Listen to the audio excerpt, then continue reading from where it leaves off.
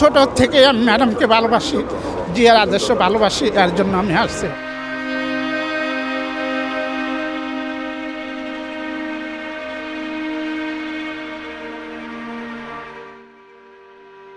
আপসের নেত্রী সাবেক প্রধানমন্ত্রী বেগম খালেদা জিয়ার জানাজায় আজ লাখ লাখ মানুষের ঢল নেমেছে। এই জনস্রোতের মাঝেই দেখা গেল এক হৃদয় বিদারক দৃশ্য।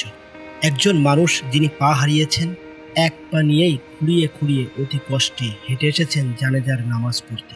বেগম জিয়ার মৃত্যুর সংবাদ শুনে তিনি আর নিজেকে ধরে রাখতে পারেননি।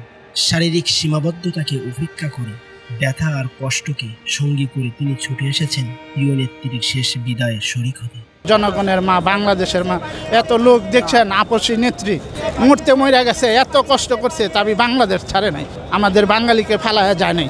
আমার অনেক কষ্ট হচ্ছে কালকের থেকে, ভাঙ্গা টাঙ্গা রিস্কা দিয়া, কিছু হাইটা কিছু রিস্কা দিয়া এইভাবে আসছি, ভালোবাসার টানে আসছি, মায়ার টানে আসছি। আমাদের এখানে বংশাল থানায় গেছে, মূল দলের অফিসে গেছে, যুব দলের অফিসে গেছে, আমার সাথে দেখা হয়েছে, 2-3 বার দেখা হয়েছে। জিয়ার এই ঈদ মৃত্যুবার্ষিকীর সময় গেলে আমারে মাথায় হাত দিছে, কাপড় চোপড় দিছে, আবার এমনি গেলে অনেক সহযোগিতা করছে।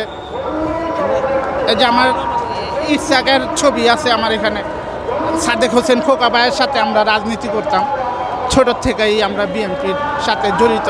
এর জন্য দেশনেত্রীকে ভালোবাসি, দেশের মা, সবাই এর জন্য মায়ার টানে আমি এখানে আসছি কষ্ট করে। আমি বংশাল থানা থেকে আসছি। হ্যাঁ, ছোট থেকে আমি ম্যাডামকে ভালোবাসি, জিয়ার আদর্শ ভালোবাসি, এর জন্য আমি আসছি জানাজার জন্য আসছি। ম্যাডামরে শুই না, অনেক কষ্ট লাগছে, এর জন্য আমি এই জানাজায় আসছি। আরও লোক আসছে আমার সাথে। আমি ছোটোর থেকেই ভালোবাসি, ম্যাডামকে ভালোবাসি। আমাদের বংশাল থানায় গেছে, 2-3 বার আমারে সাহায্য করছে, দিছে কাপড় চাপড়, এর জন্য ভালোবাসি। অনুদান দিছে আমারে।